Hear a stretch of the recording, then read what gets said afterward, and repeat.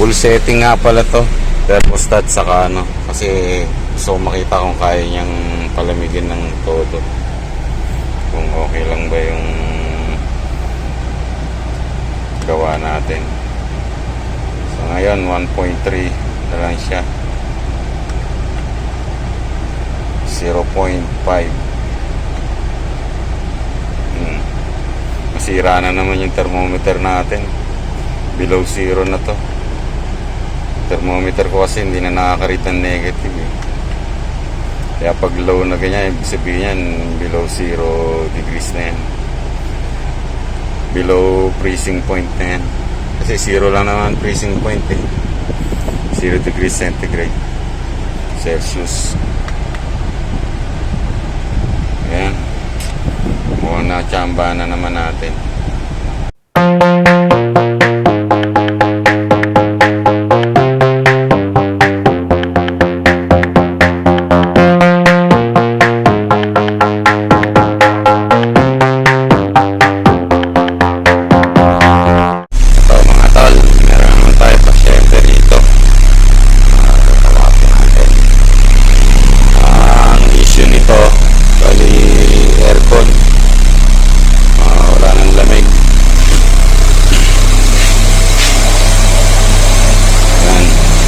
Civic FD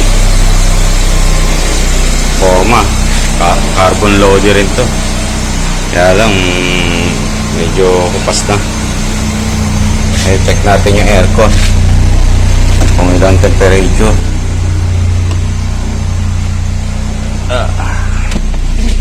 Ilan nakasetup.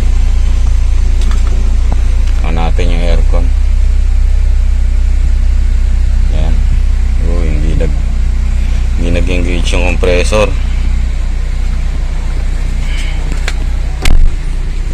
Check natin yung ano, naka-pull na yung ano, thermostat.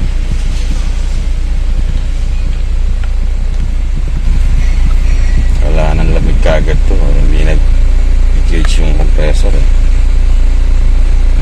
34.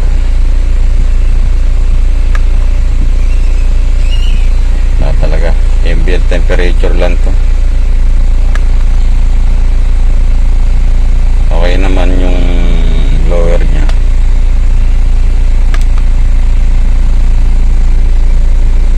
Wala, yun talaga yung temperature nya, hindi bumababa. Dapat yan kung gumagana yung aircon, baba ka agad dyan, at least 20 agad dyan.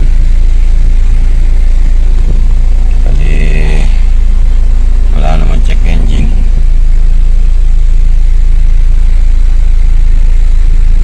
Pwede nating tirahin ng scanner to para makita natin live data ng sa cooling system. Pero unahin ko muna ito, check kung may freon pa siya, kasi hindi nag-engage yung compressor eh. Malamang wala na itong freon. Pero yun nga, check muna natin kung ano naging problema. Balikan ko kaya pagka ako ano yung makita akong problema. Pakita ko pala sa inyo kung yung ano, clutch na ano, yan, naka-on niya na.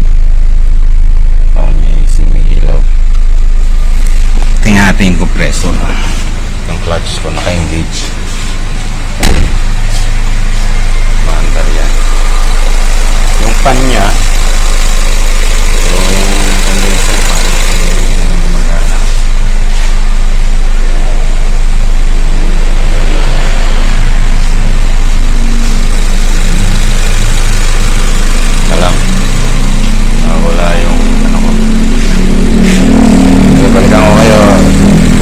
flashlight kasi hindi nyo makikita. Kailangan natin ilawan. Ito mga tol, nakita ko na yung flashlight. Ayan, pakita ko lang, umaandar pa rin yung, naka-on pa rin yung AC natin. Umaandar pa rin yung makina. Ilawan natin yung, pakita ko sa inyo yung flash.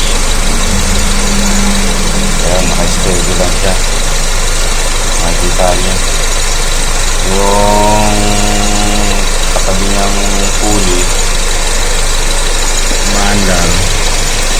Pero yung clutch ng aircon yung sa pinakababa, nakikita niya naka-steady lang, hindi talaga nag-i-engage yung compressor. Kaya malaking possibility na naubos yung freon nito. Makikita nyo rin yung fan.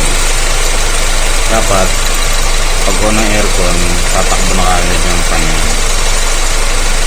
Kaya ayan, i-check natin kung bakit nagkakaganyan. Sige mga tol, update ko kayo mamaya.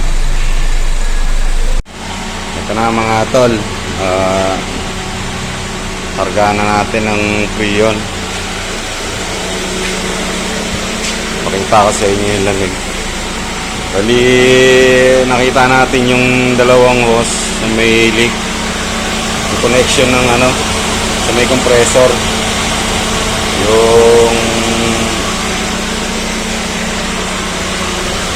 low side saka high side. Kung mapapansin nyo, yung tubo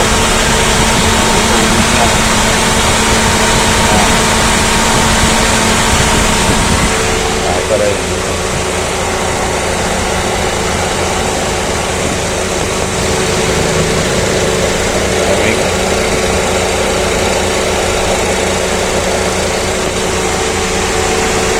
Basahan ng tubig yung low side na tubo, lalo na doon sa baba. Sobrang lamig. Pakita ko lang sa inyo kung hanggang saan yung kinaya natin abutin dito. Bali, full setting nga pala to, thermostat saka kasi gusto ko makita kung kaya niyang palamigin ng todo, kung okay lang ba yung gawa natin. So ngayon 1.3 na lang siya, 0.5. Masira na naman yung thermometer natin, below zero na to. Thermometer ko kasi hindi na nakakarit ng negative Kaya pag low na ganyan, ibig sabihin yan below 0 degrees na yan, below freezing point na yan. Kasi 0 lang naman freezing point 0 degrees centigrade Celsius. Ayan, mukhang na-chamba na naman natin. Sige, yun lang mga tol.